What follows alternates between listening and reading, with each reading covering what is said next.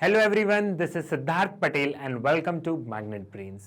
इस लेक्चर में हम क्या पढ़ने वाले हैं, हम बात करेंगे लोकल गवर्नमेंट के बारे में, that is Panchayati Raj institution and municipalities. ये बहुत ही इंपॉर्टेंट लेक्चर होने वाला है और यूपीएससी में बहुत ज्यादा क्वेश्चन आए हैं इस टॉपिक से। सो हम इस टॉपिक को कैसे डील करेंगे, हम पहले उसे देख लेते हैं, हमारी क्या अप्रोच होगी। हम पंचायती राज एंड म्यूनिसिपैलिटीज से रिलेटेड जो कि 73rd and 74th constitutional amendment है उस पर बात करेंगे। ठीक है, कॉन्स्टिट्यूएंट असेंबली डिबेट्स देखेंगे कि पंचायती राज इंस्टीट्यूशन से रिलेटेड क्या क्या कॉन्स्टिट्यूशन असेंबली डिबेट्स थी, क्यों ये चीज इंप्लीमेंट नहीं हो पाई थी, क्यों इस चीज में 1991 तक का हमें वेट करना पड़ा था, क्यों ये कॉन्स्टिट्यूशनली रिकॉग्नाइज क्यों नहीं हो पाया था, हम उस डिबेट में जाएंगे। देन हम पास्ट ईयर क्वेश्चंस देखेंगे कि क्वेश्चंस कैसे आ रहे हैं, क्योंकि इस टॉपिक से बहुत ज्यादा क्वेश्चंस आते हैं। सो हम अप्रोच देखेंगे कि क्वेश्चंस कैसे आ रहे हैं और हम उस हिसाब से चीजों को डील करेंगे इस लेक्चर में। Then we will see 14th finance commission recommendations देखेंगे कि इनको बेटर कैसे बनाया जाए। तो 14th फाइनेंस कमीशन की recommendation, second administrative reform, second ARC reports देखेंगे, उनमें से क्या क्या सजेशंस हैं, ताकि हम पंचायत और म्यूनिसिपैलिटीज में जो आज वो अच्छे से काम नहीं कर पा रही हैं तो क्या रिकमेंडेशंस हैं, हम उन पे बात करेंगे। Then we will see some aspects of good governance. Panchayati Raj institutions और म्यूनिसिपैलिटी से रिलेटेड गुड गवर्नेंस का हम लोग एंगल देखेंगे कि गुड गवर्नेंस में ये लोग कैसे कवर अप होते हैं। ठीक है, so it will be linked to governance part also. Issues relating to the functioning of panchayati raj, हम इश्यूज देखेंगे, article wise approach and easy trick to learn. ठीक है, हम कुछ बेसिक्स डील करेंगे, देन हम हर आर्टिकल्स में जाएंगे, ईच आर्टिकल्स में हम लोग अच्छे से डिटेल में जाएंगे, आर्टिकल वाइज अप्रोच रखेंगे। वो क्यों रखेंगे, आप जैसे ही पास्ट ईयर क्वेश्चंस देखेंगे तो आपको समझ में आ जाएगा कि हमें ऐसी अप्रोच क्यों रखनी है। और फिर उन आर्टिकल्स को याद कैसे करना है। अब तक हम लोग सिर्फ आर्टिकल्स पढ़ रहे थे, लेकिन हमने इस बारे में कभी बात नहीं करी कि आर्टिकल्स हम लोग याद कैसे करेंगे। सो हम उन आर्टिकल्स को कैसे याद करेंगे, क्या हमारी ट्रिक्स होगी सो दैट कि हमें आर्टिकल्स एक बार में याद हो जाए, हम उस ट्रिक के बारे में भी बात करेंगे। देन कमिटीज की रिकमेंडेशंस, बहुत सारी कमिटीज फॉर्म हुई थी ना, बलवंत राय कमेटी, अशोक मेहता कमिटीज, उन्होंने क्या रिकमेंडेशंस दी, पूरा उनका एनालिसिस देखेंगे। Topic will be based on analysis plus factual, हम लोग एनालिसिस भी देखेंगे जो आपकी बुक लक्ष्मीकांत में है, हम लोग एनालिसिस भी देखेंगे जो कि मैंने जो अलग अलग रिपोर्ट्स में से निकाला है, सॉरी सेकंड एआरसी रिपोर्ट्स या फाइनेंस कमीशन की रिपोर्ट से जो मैंने निकाला है, एंड उसके बाद में फैक्चुअल पार्ट हम वो देखेंगे जो कि लक्ष्मीकांत में कवर है। एनालिसिस पार्ट नहीं है ना, एनालिसिस पार्ट कम होता है उसमें। Then we will also see the debate between local and global debate, ये डिबेट का एक छोटा सा हम इस पे बात करेंगे। ठीक है, तो शुरुआत करते हैं। इससे पहले मुझे आपको एक चीज और बोलनी थी, आप लोग कम्युनिटी पोस्ट जरूर चेक कीजिए। मैग्नेट ब्रेन्स यूपीएससी वाले चैनल पे आपको कम्युनिटी पोस्ट चेक करनी होगी, क्योंकि वहाँ पे बहुत सारी इंपॉर्टेंट इन्फॉर्मेशंस आपके लिए अपलोड की जाती है। सो आप उसे दिन में एक बार तो आपको ज़रूर चेक करना ही है, क्योंकि ऐसा नहीं हो कि कोई इन्फॉर्मेशन, इंपॉर्टेंट इन्फॉर्मेशन आपसे मिस हो जाए। सो स्टार्ट करते हैं हम क्वेश्चन से।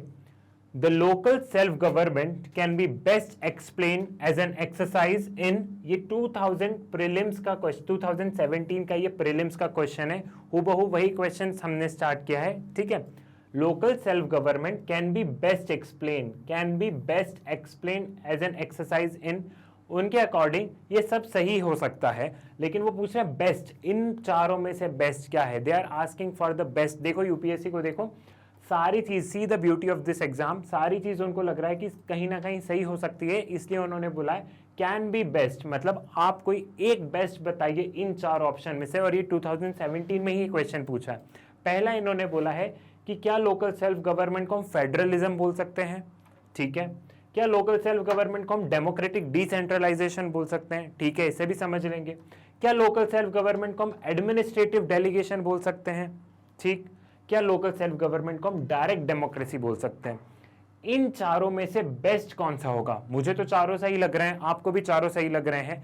आप ये आंसर आप मन में सोचेंगे, क्योंकि इस क्वेश्चन को हम इसी लेक्चर में डिस्कस करेंगे, इसका आंसर क्या होगा, लेकिन आपको मन में एक आंसर सोच के रखना होगा कि वो आंसर क्या होगा इन चारों में से। गूगल पे सर्च नहीं करेंगे, मन में सोचेगा और फिर एंड में देखिएगा कि जो आपने सोचा है वो सही होगा या गलत। ठीक है, federalism, democratic decentralization, administrative delegation and direct democracy. अब हम वन बाय वन इन सारे वर्ड्स का पहले मतलब समझते हैं कि फेडरलिज्म मतलब क्या है, डेमोक्रेटिक डिसेंट्रलाइजेशन मतलब क्या है, डेलीगेशन मीनिंग क्या है, डायरेक्ट डेमोक्रेसी क्या है, ठीक है। सो अब हम इनके मीनिंग समझते हैं, देन हम इसे सॉल्व करने की कोशिश करेंगे। नाउ सबसे पहले व्हाट इज फेडरलिज्म। फेडरलिज्म मतलब क्या होता है कि जो पावर है, मतलब जो यूनियन है, जो स्टेट है, वो दो पार्ट में डिवाइडेड है, two parts in the power, जो सेंटर एंड स्टेट लेवल पे डिवाइडेड है, ठीक है। जो पावर सेंटर एंड स्टेट के बीच में जो डिवाइडेड होती है उसे हम बोलते हैं फेडरलिज्म। एक कंट्री में, फॉर एग्जांपल इंडिया में, ठीक, इंडिया में, ठीक, इंडिया में अगर सिर्फ सेंटर है, एक सेंटर है एंड स्टेट है, अगर सेंटर और स्टेट है तो इसको हम फेडरलिज्म बोल सकते हैं, क्योंकि इनके पास भी कुछ पावर्स हैं, इनके पास भी कुछ प्रोविजंस है, इनके पास भी कुछ पावर है। तो सिर्फ सेंटर और स्टेट को क्या हम फेडरलिज्म बोल सकते हैं? बिल्कुल, हम सेंटर और स्टेट को हम बिल्कुल फेडरलिज्म बोल सकते हैं। फेडरलिज्म में कहीं भी ये नहीं लिखा है, जो वर्ड फेडरलिज्म है उसमें कहीं ये नहीं लिखा है कि power centre, state, local level in सब में डिवाइडेड होना चाहिए। फेडरलिज्म मतलब यह है कि गवर्नमेंट के दो ऑर्गन्स में, ठीक है, गवर्नमेंट के दो organs in the sense government में सेंटर और स्टेट के बीच में पावर डिवाइडेड होना चाहिए, उसे हम बोलेंगे फेडरलिज्म। सिर्फ दो यूनिट्स में अगर पावर डिवाइडेड होंगी तो भी उसे हम क्या बोलेंगे? फेडरलिज्म। अब एक तीसरी अप्रोच आ गई है, एक तीसरी चीज आ गई है, दैट इज लोकल। यहां पे लोकल सेल्फ गवर्नमेंट का कॉन्सेप्ट आ गया है। लोकल सेल्फ गवर्नमेंट जो कि पंचायती राज एंड म्यूनिसिपैलिटीज में जो हम पढ़ रहे हैं 73rd and 74th constitution amendment, जब तीन हिस्सों में पावर डिवाइड होगी तो उसे हम क्या बोलेंगे? दैट इज सब फेडरल। क्या है वो? दैट इज सब फेडरल। फेडरलिज्म की डेफिनेशन में सिर्फ सेंटर और स्टेट के बीच में अगर पावर डिवाइड होगी तो हम उसे फेडरलिज्म बोलेंगे, लेकिन सेंटर, स्टेट, लोकल लेवल अब तीन पे डिवाइड हो रही है, तो फेडरल तो यहाँ पे हो गया, अब स्टेट भी अपनी कुछ पावर लोकल लेवल पे दे रहा है, देन दैट इज सब फेडरल। अब अगर कभी भी यूपीएससी क्वेश्चन पूछे कि सब फेडरल लेवल पे पावर सही तरीके से डिस्ट्रीब्यूट नहीं की गई हो, if the question ask the word sub federal, आपको ध्यान रखना है, then it is talking about local self body, ठीक है, लोकल गवर्नमेंट, ठीक है, लोकल लेवल बॉडी, ठीक। वर्ड सब फेडरल यूज होगा, then UPSC is talking about local level bodies, ठीक है। Federalism means this. सो आपको फेडरलिज्म मीनिंग क्लियर हो गया। सो हमारा जो फर्स्ट ऑप्शन था, local self government can be best explained as, ठीक है, पहला था उसमें फेडरलिज्म, तो फेडरलिज्म वाला तो गलत हो गया, क्योंकि फेडरलिज्म में तो सेंटर और स्टेट में पावर डिवाइड होगी तो भी वो फेडरलिज्म हो जाएगा। अब हम स्टेट अपनी पावर कहां पे दे रहा है? लोकल लेवल पे दे रहा है, देन इट इज सब federal. So first option is wrong. Now you have understood the meaning of what is federalism, ठीक। आगे बढ़ते हैं, सेकेंड ऑप्शन पे चलते हैं। Second option is, second question, उस ऑप्शन में ही एक क्वेश्चन है मेरा आपसे, does India has adopted a model of direct democracy. ये आप सोचिए, क्या इंडिया में डायरेक्ट डेमोक्रेसी है? हमारा जो फोर्थ ऑप्शन था, एक ऑप्शन हमारा था फेडरलिज्म, है ना, एक ऑप्शन हमने क्वेश्चन में देखा फेडरलिज्म, उसमें एक ऑप्शन और था डायरेक्ट डेमोक्रेसी। अब डायरेक्ट डेमोक्रेसी भी तो हमें देखना होगा कि डायरेक्ट डेमोक्रेसी का मीनिंग क्या है। हो सकता है आपको अब तक जो डायरेक्ट डेमोक्रेसी का मतलब पता हो वो गलत है। जो लोकल सेल्फ गवर्नमेंट है, क्या वो एक डायरेक्ट डेमोक्रेसी का पार्ट है? हमने बहुत सारी बुक्स में पढ़ा होगा आपने कि local self government is a part of direct democracy, लेकिन डायरेक्ट डेमोक्रेसी का मतलब होता है, अब मैं आपको डायरेक्ट डेमोक्रेसी का मतलब बताता हूँ। डायरेक्ट डेमोक्रेसी का मतलब होता है कि हम हमारे लॉज खुद बना रहे हैं, जो सिटीजन्स हैं वो अपने लॉज खुद बना रहे हैं, that is known as direct democracy. जब सिटीजन्स अपने लॉज खुद बना रहे हैं, that is known as direct democracy. हम डायरेक्ट डेमोक्रेसी उसे नहीं बोलेंगे कि मैंने जाके अपने एमपी को इलेक्ट कर दिया है एंड एमपी ने प्राइम मिनिस्टर को इलेक्ट कर दिया, मैं डायरेक्टली अपने एमपी को इलेक्ट कर रहा हूं, इसे हम डायरेक्ट इलेक्शंस बोल सकते हैं, लेकिन डायरेक्ट डेमोक्रेसी नहीं बोल सकते। डायरेक्ट इलेक्शंस और डायरेक्ट डेमोक्रेसी में डिफरेंस है, ठीक है, इस चीज को आप समझिए। Direct democracy means when we are making laws for ourselves, जब मैं लॉज अपने खुद के लिए बना रहा हूं। और इंडिया में क्या अप्रोच है? इंडिया में ये अप्रोच है कि जितने भी एमपीज हैं, ये जितने भी एमपी या एमएलएज हैं वो हमारे बिहाफ पे लॉ बना रहे हैं ना। ये हमारे, ये जो एमएलए और एमपीज हैं ये हमारे बिहाफ पे लॉ बना रहे हैं, मैं लॉ नहीं बना रहा हूं, मेरे बिहाफ पे मेरी कॉन्स्टिट्यूएंसीज का मेंबर ऑफ पार्लियामेंट, मेरे बिहाफ पे मेरी कॉन्स्टिट्यूएंसी का member of legislative assembly law बना रहे हैं। So India is not direct democracy. हमारे यहाँ कुछ कुछ हम बोल सकते हैं कि ये डायरेक्ट इलेक्शंस हम लोग कर रहे हैं, लेकिन डायरेक्ट डेमोक्रेसी नहीं है हम लोग, ठीक है। ये बुक्स में लिखा है, बहुत सारी जगह लिखा है कि पंचायती राज institution is a form of direct democracy. ये डायरेक्ट डेमोक्रेसी नहीं है, जो लिटरल मीनिंग है डायरेक्ट डेमोक्रेसी का वो मीनिंग नहीं है। इसको हम और अच्छे से समझते हैं, देखते हैं। Direct democracy means people themselves make laws. India is an indirect democracy. The 73rd and 74th constitutional amendment have adopted the idea of participatory democracy from representative democracy. अब तक हमारे यहाँ क्या फॉर्मूला चल रहा था? अब तक हमारे यहाँ रिप्रेजेंटेटिव डेमोक्रेसी का चल रहा था, ठीक है। रिप्रेजेंटेटिव डेमोक्रेसी का चल रहा था। रिप्रेजेंटेटिव डेमोक्रेसी क्या होती है? रिप्रेजेंटेटिव डेमोक्रेसी, ये चीज़ आप समझ लीजिए आज अच्छे से, क्योंकि ये सारी चीज़ें हमें ऐसे में लिखने में काम में आएगी, और आप खुद देख रहे हैं कि यूपीएससी कैसे क्वेश्चन पूछ रहा है, ठीक। डेमोक्रेसी में एक है representative democracy and participatory democracy.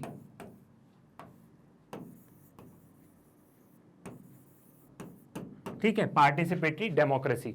Representative democracy में ये हो रहा है कि मेरा एमपी मुझे रिप्रेजेंट कर रहा है, मेरा एमएलए मुझे रिप्रेजेंट कर रहा है। कहाँ पे रिप्रेजेंट कर रहे हैं? वो हमें पार्लियामेंट में रिप्रेजेंट कर रहे हैं। हमारे एमपी हमारी कॉन्स्टिट्यूएंसी को रिप्रेजेंट कर रहे हैं। मैं मान लो मैं भोपाल में रह रहा हूं, तो भोपाल के जो एमपी होंगे वो मुझे रिप्रेजेंट कर रहे हैं। कहाँ पे? पार्लियामेंट में रिप्रेजेंट कर रहे हैं। ये चीज क्लियर है, ठीक। रिप्रेजेंटेटिव डेमोक्रेसी में मेरा क्या काम है? रिप्रेजेंटेटिव डेमोक्रेसी में मेरा सिर्फ इतना काम है कि मुझे 5 साल में एक बार वोट डालना है, इसके बाद मेरा कोई काम नहीं है।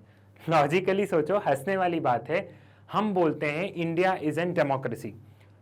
क्या, कैसे डेमोक्रेसी है? मतलब हम सिर्फ डेमोक्रेसी में सिर्फ उतना है कि हम 5 साल में एक बार जाते हैं, वोट डालते हैं, और वोट डालने के बाद घर आ जाते हैं। अब 5 साल सरकार कुछ भी तमाशा करे, कुछ भी हो, हमें कोई फर्क नहीं पड़ता। हमने वोट डाल दिया, काम खत्म। 5 साल बाद फिर चुनाव आएंगे, फिर वोट डालेंगे, फिर काम खत्म। अभी तो यही हो रहा है ना, छोटे मोटे प्रोटेस्ट चलते रहते, वो प्रोटेस्ट दब भी जाते हैं, लेकिन मेन तो यही हो रहा है ना। इसमें झूठी बात क्या है? You have to accept this, और ये ब्रॉडर अंडरस्टैंडिंग हमें डेवलप करनी है। So you have understood the idea of representative democracy. अब पार्टिसिपेटरी डेमोक्रेसी में क्या है? पार्टिसिपेटरी डेमोक्रेसी में यह है कि जो लीडर है, मैं उन लीडर से मैं डेली बेसिस पे मिल सकता हूं, या जो एक्टिविटीज हो रही है, जो एक्टिविटीज हो रही है उनमें मैं एक्टिवली पार्टिसिपेट कर सकता हूं, ठीक है। पार्टिसिपेटरी डेमोक्रेसी मतलब जो लीडर्स हैं, जो आसपास में जो एक्टिविटीज हो रही है, जो ग्राउंड लेवल पे जो एक्टिविटीज हो रही है, मैं उसमें पार्टिसिपेट कर सकता हूं। ऐसा नहीं है कि मैं सिर्फ 5 साल में एक बार वोट डाल के आ जाऊंगा और उसके बाद में कुछ नहीं होगा। इसमें मुझे पार्टिसिपेट करना है। ग्राउंड लेवल पे क्या होगा? जैसे पंचायती राज इंस्टीट्यूशन में ग्राम सभा में जब ग्राम सभा बैठती है तो वहां पे कितने सारे इश्यूज डिस्कस होते हैं, सारे लोग पार्टिसिपेट करते हैं। वो आते हैं, वहां बैठते हैं, पार्टिसिपेट करते हैं, अपने ग्रीवेंसेस सुनाते हैं, उनकी ग्रीवेंसेस सुने जाते हैं, और उस हिसाब से चीजें आगे बढ़ाई जाती है। तो मैं एक्टिवली पार्टिसिपेट कर रहा हूं। तो ग्राम पंचायत, जो ग्राम सभा है, ठीक है, जो लोकल लेवल गवर्नमेंट है, it has shifted the model from representative democracy to participatory democracy, to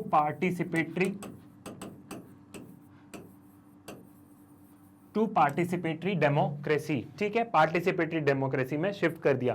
participatory democracy का भी क्वेश्चन आएगा, यूपीएससी कभी भी पूछेगा कि इंडिया में पार्टिसिपेटरी डेमोक्रेसी हमें किस लेवल पे देखने को मिलती है, तो हमें ये लोकल लेवल पे देखने को मिलती है। कहां पे? लोकल लेवल पे हमें पार्टिसिपेटरी डेमोक्रेसी देखने को मिलती है। क्या पार्लियामेंट, जो हमारे प्राइम मिनिस्टर का इलेक्शन होता है, जो लोकसभा का इलेक्शन होता है, क्या वहां हमें पार्टिसिपेटरी डेमोक्रेसी देखने को मिलती है? वहां हम रिप्रेजेंटेटिव डेमोक्रेसी का पार्ट है। That is the part of representative democracy. And local level जो पंचायत है, that is the part of participatory democracy. इसको और बेहतर तरीके से समझते हैं। देखो, ये एक वेन डायग्राम है, ठीक। सिटीजन सबसे सेंटर में है, सिटीजन्स यहाँ पे। डेमोक्रेसी में ये होता है कि जो लीडर होता है वो लीडर सिटीजन्स के बहुत पास होता है। जो लीडर होता है, लीडर और सिटीजन में ज़्यादा गैप नहीं होता है। ये लीडर सिटीजन्स की बात सुनता है, सिटीजन्स के ग्रीवियंसेस एड्रेस करता है, ठीक है। लीडर और सिटीजन्स के बीच में दूरी नहीं होती है। यहाँ पे लिख देते हैं, आप बोलेंगे सर हिंदी पढ़ाने लग गए हैं ना, दूरी नहीं होती है।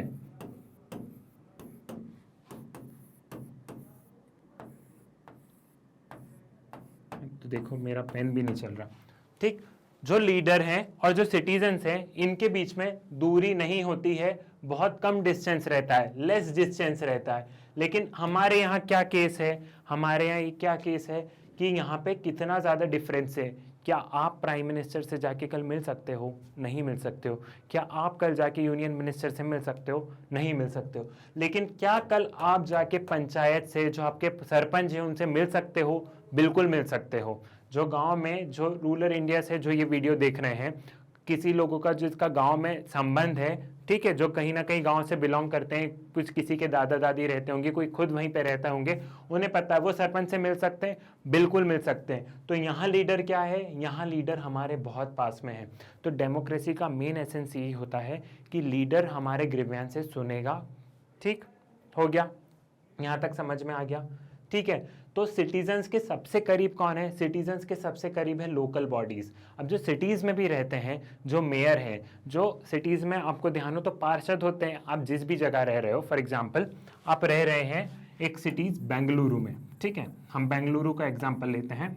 तो बेंगलुरु को बहुत सारे वार्ड में डिवाइड कर दिया होगा, ठीक है, बहुत सारे वार्ड्स में डिवाइड कर दिया होगा। 1 2 3 4 5 6 7 8 ऐसे बहुत सारे वार्ड्स में डिवाइड कर दिया होगा। फिर यहाँ से आपका एक कोई पार्षद होता है, उसे हिंदी में पार्षद बोलते हैं, ठीक है। यहाँ पे आपको कोई पार्षद होता है तो आप आपके पार्षद से मिल सकते हो, बिल्कुल मिल सकते हो, क्योंकि ये बहुत आपके बहुत करीब हैं, ये एकदम लोकल लेवल की बॉडीज़ हैं, इनके पास कुछ ज़्यादा कुछ है नहीं, ठीक है। सो आप इनसे बहुत अच्छे से मिल सकते हो। फिर अगर हम लोकल लेवल से एक कदम और आगे बढ़े तो क्या आता है? चीफ मिनिस्टर और एमएलए। फिर क्या आता है? Chief minister and MLA. एक लेवल और आगे बढ़े then prime minister and MP, ठीक है। So this has enabled the concept of, this has generated a new concept of participatory democracy. कौन सी डेमोक्रेसी? पार्टिसिपेटरी डेमोक्रेसी, ठीक, पार्टिसिपेटरी डेमोक्रेसी। और ये वाला कौन सा कॉन्सेप्ट था? अगर हम ये वाला कॉन्सेप्ट देखें तो it is a representative democracy, जहां हमारे एमपीज हैं वो हमें रिप्रेजेंट कर रहे हैं, वो सिटीजन्स को रिप्रेजेंट कर रहे हैं। एमपी हो गए इतने दूर, सिटीजन्स यहाँ पे है, एमपी को यही नहीं पता कि सिटीजन्स क्या चाह रहे हैं, उनके कॉन्स्टिट्यूएंसी के सिटीजन्स क्या चाह रहे हैं। क्लियर है इतना? ठीक है, ये हमें बेसिक कॉन्सेप्ट समझना बहुत ज़रूरी है, तभी आप ऐसे क्वेश्चंस कर पाएंगे। आपको अगर ऐसा लग रहा हो कि सिर्फ हम लक्ष्मीकांत से कर लेंगे तो आप बहुत गलत साइड में हैं। हमें ये कॉन्सेप्ट बहुत अच्छे से समझना ज़रूरी है, ठीक है। डाउट्स आए तो कमेंट सेक्शन में मेंशन कर दीजिएगा। इतना आपको समझ में आया? क्लियर है? अब एक चीज़ और समझो, हमें डेमोक्रेसी को सबसे पहले बहुत अच्छे से समझना है कि अब तक चल क्या रहा है। अगर हम देखें तो पावर कहाँ से कहाँ फ्लो कर रही है। पावर हमेशा इंडिया में सबसे ज़्यादा पावर सेंटर के पास में है, ठीक है। Prime minister plus council of minister, council of minister के पास में सबसे ज़्यादा पावर है। फिर थोड़ी पावर इनके पास में है, चीफ मिनिस्टर और यहाँ के जो काउंसिल ऑफ मिनिस्टर है। इन दोनों को हम पढ़ चुके हैं, हम पार्लियामेंट को पहले इसीलिए पढ़ा था कि आपको पता हो यहाँ पे बहुत ज़्यादा पावर है, यहाँ से कम पावर थोड़ी यहाँ पे है। और नीचे सिटीजन्स, और ये पावर कैसे फ्लो हो रही है? सिटीजन्स तक आते आते ऊपर से पावर आ रही है ना। पावर कहाँ से आ रही है? ऊपर से। डिसीजन यहाँ पे लिए जा रहे हैं और वो हम पे इम्प्लीमेंट हो रहे हैं। ऐसा ही हो रहा है ना कि डिसीजंस यहाँ से लिए जाते हैं और वो हम पे इम्प्लीमेंट किए जाते हैं। पॉलिसीज ऊपर से बनती है, इन्हें पता है, ये बोलते हैं कि हमें पता है, सेंटर बोलती है, कोई भी गवर्नमेंट हो, इररिस्पेक्टिव ऑफ गवर्नमेंट, हमें गवर्नमेंट पे नहीं जाना है। सेंटर में क्या बोलते हैं हमेशा कि हमें पता है कि ये सिटीजन्स क्या चाहते हैं, लेकिन क्या इन्हें वाकई में पता है? अगर इन्हें पता होता तो आज तक इतने प्रोटेस्ट ही नहीं होते। अगर इन्हें पता होता कि सिटीजन्स क्या चाह रहे हैं तो प्रोटेस्ट होते ही नहीं। तो पावर हमेशा ऊपर से नीचे जा रही है, कभी भी यहाँ से यहाँ नहीं जा रहा कि सिटीजन्स बता रहे हो कि हमारे ग्रीवियंसेस क्या है आप सुनिए। ये बस ऊपर से हमें हमारे ऊपर थोप रहे हैं चीज़ें और हम एक्सेप्ट कर रहे हैं। ये भी क्लियर है? ठीक है, इतना आपको समझ में आ गया? आपको डेमोक्रेसी का कॉन्सेप्ट समझ में आ गया? ठीक है। अब इंडिया को रिप्रेजेंटेटिव डेमोक्रेसी क्यों रखा, इसका रीजन भी बस ये है, नहीं तो आप कल को रिप्रेजेंटेटिव डेमोक्रेसी को क्रिटिसाइज करने लग जाओ, है ना। रिप्रेजेंटेटिव डेमोक्रेसी को अगर हमें डिफेंड करना है कि सर आपने बहुत क्रिटिसिज्म बता दिया है, अब हम क्रिटिसिज्म कैसे करेंगे, हम इसको डिफेंड कैसे करेंगे, सॉरी आपने क्रिटिसिज्म बहुत बता दिया, हम डिफेंड कैसे करेंगे। तो डिफेंड में हम ये करेंगे कि इंडिया में पॉपुलेशन कितनी ज़्यादा है, हम कैसे रखें यहाँ पे डायरेक्ट डेमोक्रेसी, और रिप्रेजेंटेटिव डेमोक्रेसी रखना पड़ेगा। अगर हम नहीं रखेंगे तो पॉपुलेशन इतनी ज़्यादा डाइवर्सिटी है, अलग अलग रिलीजन के लोग हैं, अलग अलग कास्ट के लोग हैं। हमारे यहाँ रिलीजन बहुत बड़ा रोल प्ले करता है पॉलिटिक्स में, हमारे यहाँ कास्ट एंगल बहुत ज़्यादा प्ले करता है। तो हमें इसलिए ये अप्रोच रखनी पड़ी, इसलिए हमें सेंटर को ज़्यादा पावर देनी पड़ी। ठीक है, ये हो गया कि अभी मैंने जिस चीज़ को क्रिटिसाइज़ किया उसी चीज़ को मैंने डिफेंड कर दिया। और ऐसा ही यही कला आपको भी सीखनी है। ठीक है, कि क्वेश्चन कैसा भी आए हम बता सके कि हाँ ये सही है ये गलत है। हमें दोनों साइड पता होना चाहिए, हमें कॉइन के दोनों हिस्से पता होना चाहिए, हेड्स भी एंड टेल्स भी। क्लियर है इतना आपको? आई होप यहाँ पे कोई समस्या नहीं हो। वापस पीछे चलते हैं। मेरा तो मन कर रहा है कि तुम लोगों को डेमोक्रेसी ही पढ़ाऊँ, लेकिन तुम लोगों को नींद आ जाएगी, है ना। मेरा इच्छा हो रही है कि तुम लोगों को अच्छे से बता दूं कि डेमोक्रेसी क्या होता है। तो real democracy is when our leader is close to us. Real democracy कब होती है? When our leader is close to us. अब वापस से हम हमारे क्वेश्चन पे चलते हैं, हम स्विच नहीं होंगे। ठीक है, local level government can be best attributed S, यही बात थी ना कि कैन बी बेस्ट एट्रीब्यूटेड, ऐसे ही क्वेश्चन था हमारा कि बेस्ट एक्सप्लेन्ड एस। तो पहला हमने देखा था फेडरलिज्म। फेडरलिज्म हमारा आंसर हुआ गलत, क्योंकि हमने बात कर ली थी कि वहां एक सब फेडरल है, हम उसको सब फेडरल बोलते हैं। फोर्थ वाला ऑप्शन जो था, हम इसको सेकंड ही मान लो, चलो, वो डायरेक्ट डेमोक्रेसी था। तो क्या इंडिया डायरेक्ट डेमोक्रेसी है? डायरेक्ट डेमोक्रेसी भी नहीं है ना, डायरेक्ट डेमोक्रेसी भी नहीं है। सो ये वाला ऑप्शन भी हुआ गलत। ये सिर्फ बुक्स में लिखा है, बाकी रियल में इम्प्लीमेंट नहीं होता है। और बहुत सारे बच्चे डायरेक्ट डेमोक्रेसी मार्क करके आएंगे, लेकिन direct democracy is a wrong answer. आपने भी कुछ ने सोच लिया होगा कि हाँ सर डायरेक्ट डेमोक्रेसी है, लेकिन डायरेक्ट डेमोक्रेसी नहीं है। अब हमारे पास कौन से ऑप्शन बचे? Democratic decentralisation and administrative delegation. तो what is the meaning of decentralisation and what is the meaning of delegation? हमें इन दोनों का मतलब समझना है कि डिसेंट्रलाइजेशन मतलब क्या है और डेलीगेशन का मतलब क्या है। अब जो मैनेजमेंट के स्टूडेंट होंगे उन्हें बहुत अच्छे से पता होगा, लेकिन हमें अभी यूपीएससी पर्सपेक्टिव से समझना, तो एक ईजी वे समझना है। डेलीगेशन मतलब ये होता है कि आपने अपना काम किसी से करवाया। फॉर एग्जाम्पल, आपने अपनी छोटी बहन या छोटे भाई से बोला कि चल ये काम कर देना, आपको आपके पापा ने कुछ काम बोला, ठीक है, आपको आपके पापा ने कुछ काम बोला, ठीक, आपका नाम है राम और आप बड़े भाई हो, बिग ब्रदर।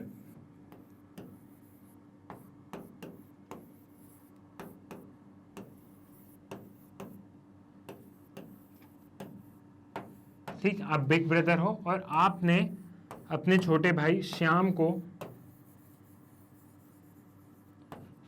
ठीक है, आपने अपने छोटे भाई श्याम को वो काम दे दिया। आपको पापा ने बोला था कि बाजार से जाके सब्जी लेके आना। अब आपने सोचा, आपको आलसी आ गई कि यार कौन सब्जी लेके आएगा, तो आपने क्या किया, आपने यही काम बोला, आपने श्याम से बोल दिया, दादागिरी अपनाई कि मैं बड़ा भाई हूँ तो थोड़ी दादागिरी अपनानी होती ना, मैं बड़ा भाई हूँ, मैं श्याम से बोलूँगा। तो आपने श्याम से बोल दिया कि जा श्याम सब्जी लेके आना। अब श्याम था चालाक, उसने बोला हाँ भैया लेके आऊँगा, लेकिन वो सो गया और वो सब्जी लेके नहीं आया। अब जब पापा ने पूछा 1 घंटे बाद कि राम सब्जी ले आए, तो तो राम ने बोला कि नहीं सब्जी तो नहीं ले आया, सब्जी तो नहीं लेके आया। तो इस केस में डांट किसको पिटेगी? इस केस में डांट किसको पिटेगी? इस केस में डांट पिटेगी, पापा किसे डांटेंगे? पापा डांटेंगे राम को कि मैंने तो तुझे बोला था कि तू सब्जी लेके आ, मैंने ये नहीं बोला था कि श्याम तू सब्जी लेके आ। अगर मुझे श्याम से बोलना होता तो मैं श्याम से डायरेक्टली बोल देता, लेकिन मैंने काम तुझे बताया तो तू कामचोर है, मतलब राम कामचोर है, एंड अब तुम्हें पनिशमेंट मिलेगा, ठीक है। सो डेलीगेशन में रिस्पॉन्सिबिलिटी नहीं होती। और अच्छे से एक फॉर्म एक्सटेंडेड फॉर्म में समझते हैं, ठीक है। इतना आपको समझ में आया यहाँ पे कि राम की पापा ने राम से बोला कि राम सब्जी लेके आओ, ये नहीं लेके आया। इसने श्याम से बोला, श्याम सब्जी लेके नहीं आया। तो यहाँ पे श्याम की रिस्पॉन्सिबिलिटी नहीं थी सब्जी लाना, यहाँ पे रिस्पॉन्सिबिलिटी किसकी थी, यहाँ पे रिस्पॉन्सिबिलिटी थी राम की। तो इसे हम बोलते हैं डेलीगेशन। मतलब कि आप अपना काम किसी से करवा रहे हो, लेकिन अगर वो काम मान लो नहीं हुआ तो रिस्पॉन्सिबिलिटी आपकी होगी, उस इंसान की नहीं होगी कि उस इंसान ने काम क्यों नहीं किया। क्लियर है? रिस्पॉन्सिबिलिटी किसकी होगी? रिस्पॉन्सिबिलिटी मेरी होगी। अगर मान लो मुझे किसी ने कोई ऑर्डर दिया और मैंने वो काम किसी से बोल दिया, मैंने उसे डेलीगेट कर दिया, मैंने अपने काम को डेलीगेट कर दिया कि यार मेरे बिहाफ पे तू काम कर लेना। अब उस इंसान ने काम नहीं किया तो मेरा बॉस क्या होगा? मेरा बॉस मुझे डांटेगा कि तुमने काम क्यों नहीं किया, क्योंकि रिस्पॉन्सिबिलिटी मेरी थी। क्लियर है? ये समझ में आ गया? This is the meaning of delegation. Now what is the meaning of decentralization? Decentralization में बस रिस्पॉन्सिबिलिटी आ जाती है, डिसेंट्रलाइजेशन में रिस्पॉन्सिबिलिटी आ जाती है और डेलीगेशन में रिस्पॉन्सिबिलिटी नहीं रहती है। There is no responsibility in delegation and in decentralization there is responsibility.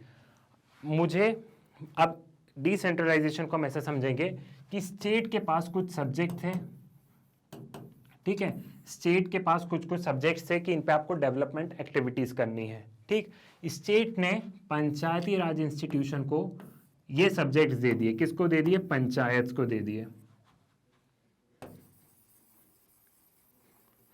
State ने ये फंक्शंस पंचायत को दे दिए कि आप ये काम ये आप कर लीजिए। अब अगर वो काम पंचायत नहीं करेगी तो रिस्पॉन्सिबल पंचायत ही होगी कि ये सब्जेक्ट तो हमने आपको दिए थे तो आपने क्यों नहीं किए। तो पंचायती राज इंस्टीट्यूशन में क्या सही वर्ड है? Democratic decentralisation. क्योंकि अगर इन्होंने काम नहीं किया so they will be the responsible, क्योंकि हमने तो आपको थोड़े बहुत फंड्स दिए थे, हमने तो आपको रुपए दिए थे। स्टेट ने बोला कि मैंने तो आपको रुपीस भी दे दिए थे, मैंने तो आपको काम भी बता दिया था कि आपको क्या काम करना है।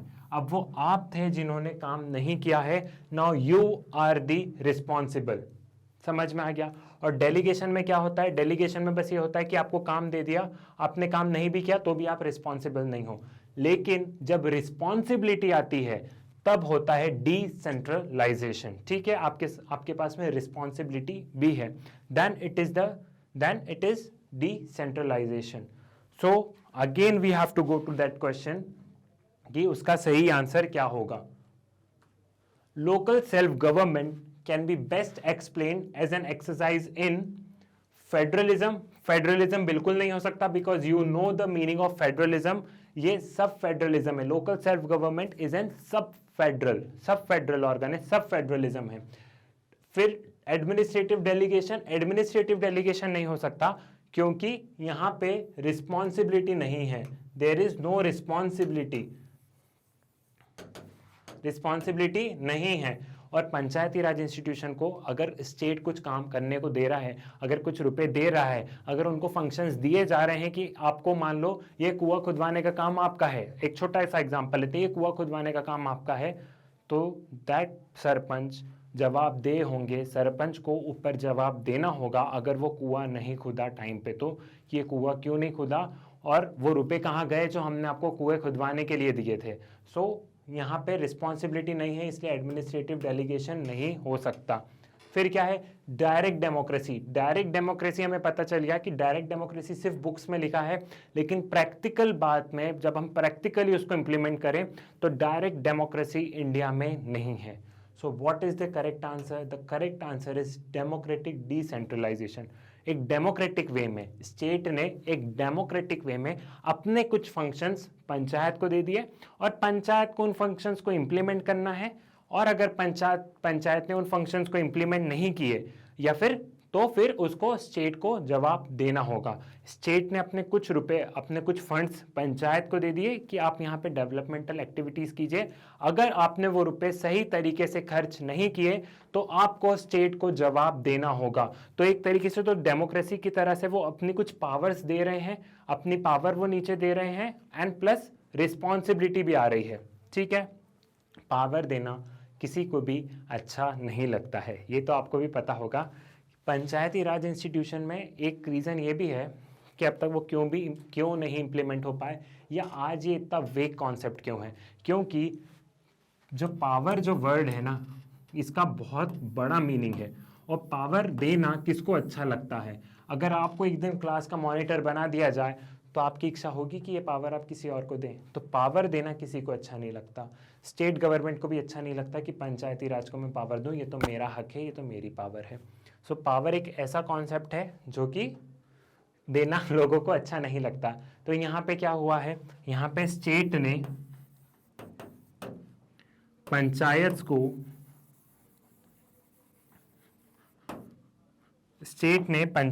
को कुछ फंक्शंस दे दिए कि ये फंक्शंस आप करिए,